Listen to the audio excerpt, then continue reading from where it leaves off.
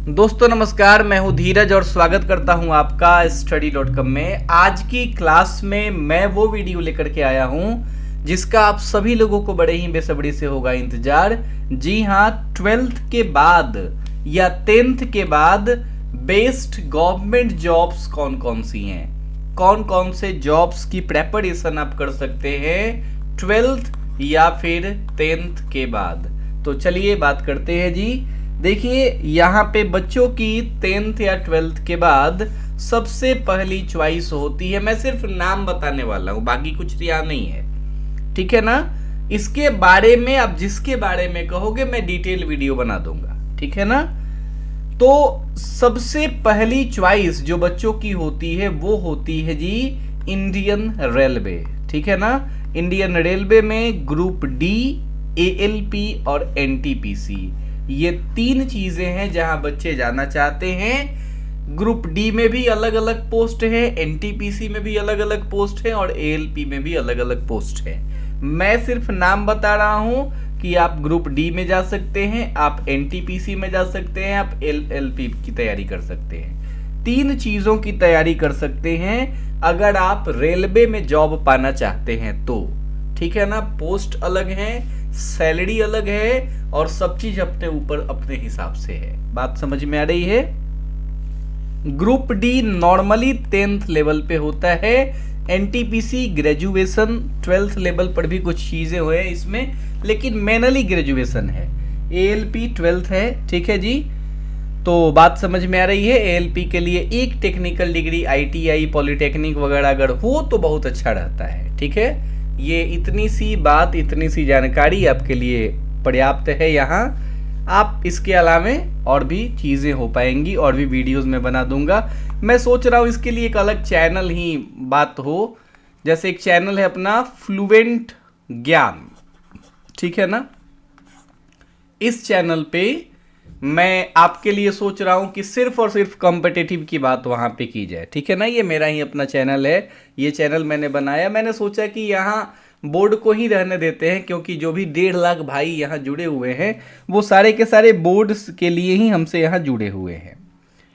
आगे बात करते हैं। एक सिलेक्शन कमीशन है, नाम है स्टाफ सिलेक्शन कमीशन। नाम तो आपने खूब ही सुना होगा।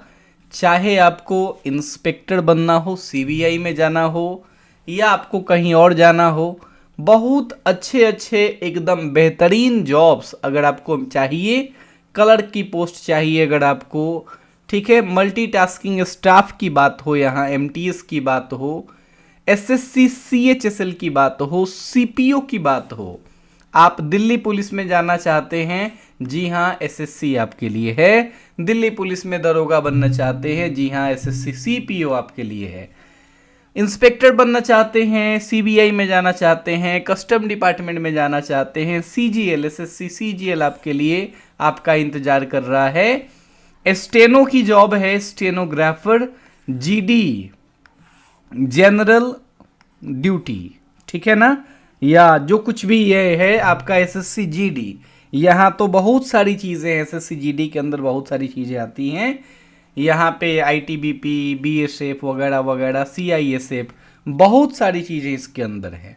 मैं पोस्ट की बात नहीं कर रहा, मैं सिर्फ एग्जाम की बात कर रहा हूँ, मैं सिर्फ कमीशन की बात कर रहा हूँ कि एसएससी एक कमीशन है, इतने सारे एग्जाम्स लेती है। एसएससी सीएचएसएल 12th पे होता है, एमटीएस 10th पे होता है, सीपीओ ग्रेजुएशन पे होता है, सीजीएल ग्रेजुएशन पे होता है, स्टेनो 12th पे होता है, एसएससी जीडी 10th पे होता है। डिटेल अगर इनके सारे बनेंगे वीडियोस तो बहुत टाइम लगेगा, बात सही है।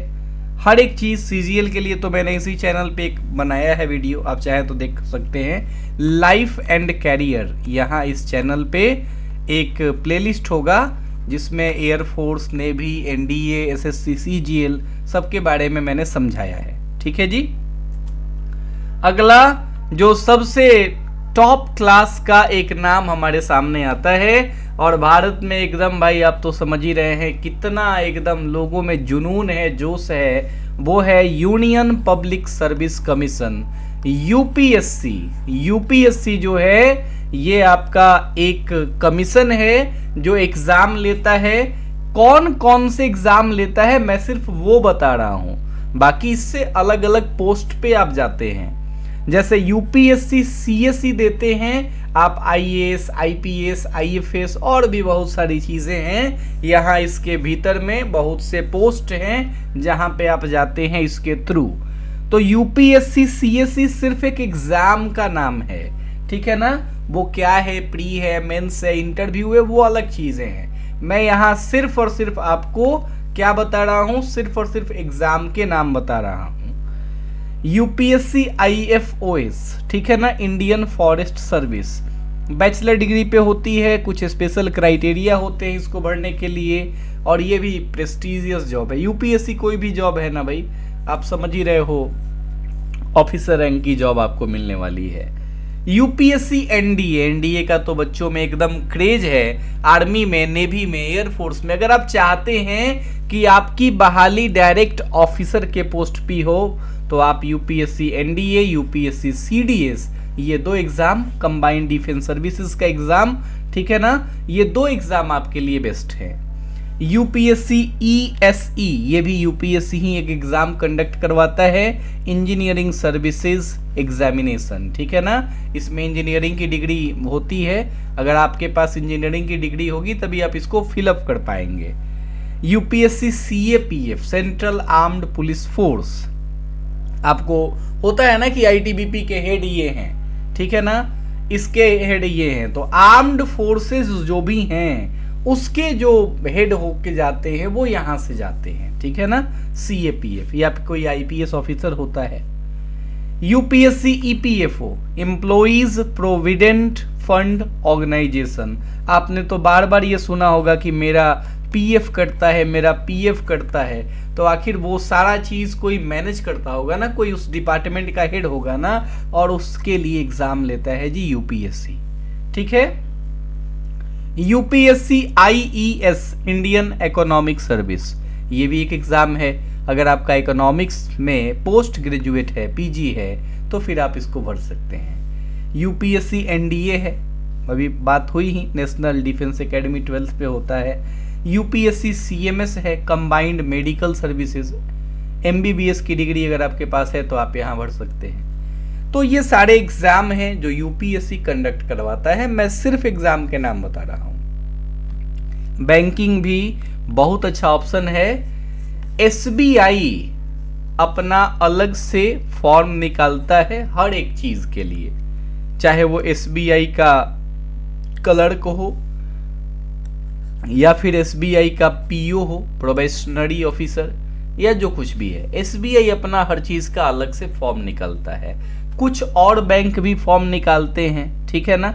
इसके अलावा लगभग जो बहालियां होती हैं बाकी बैंकों में, उसके लिए एक संस्था है जिसका नाम है institute of banking personal selection. ये जो संस्था है आपकी institute of banking personal selection, SBI को छोड़ के बाकी जितने बैंक है, जैसे पीएनबी हो गया, तो एसबीआई को छोड़ के बाकी जितने बैंक हैं वो वहां पे बहाली इसी संस्था के थ्रू होती है, आईबीपीएस, ठीक है ना, institute of banking personal selection. ये आईबीपीएस बहाली निकालता है क्लर्क की, तो क्लर्क के पोस्ट पे जॉब आपकी लग जाएगी। आईबीपीएस की बहाली पीओ में होगी तो फिर ग्रेजुएशन ये लेवल की जॉब है, ठीक है, पीओ में आपको किसी बैंक में जॉब मिल जाएगी।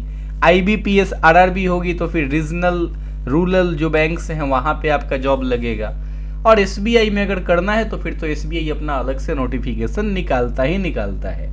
तो नॉर्मली बच्चे इन सब चीज़ों के ही फील्ड में तैयारी करते हैं, या तो रेलवे में लगे हुए हैं बच्चे, या फिर एसएससी में लगे हुए हैं, या यूपीएससी में लगे हुए हैं, बैंकिंग में लगे हुए हैं। इससे छूटने के बाद बच्चे डिफेंस में लगते हैं, ठीक है ना। और डिफेंस के लिए तो यहाँ पे बात आ ही जा गई है, एनडीए है, सीडीएस है, ठीक है ना, ये सारे डिफेंस में ही जाने के लिए आपके रास्ते खुले हैं। बाकी आर्मी की अलग से भर्ती आती है, ठीक है ना, नेवी के लिए अलग से आता ही है भर्ती, एयरफोर्स के लिए अलग से XY ग्रुप, ये सारे भर्तियां अलग से आती ही हैं उनके लिए।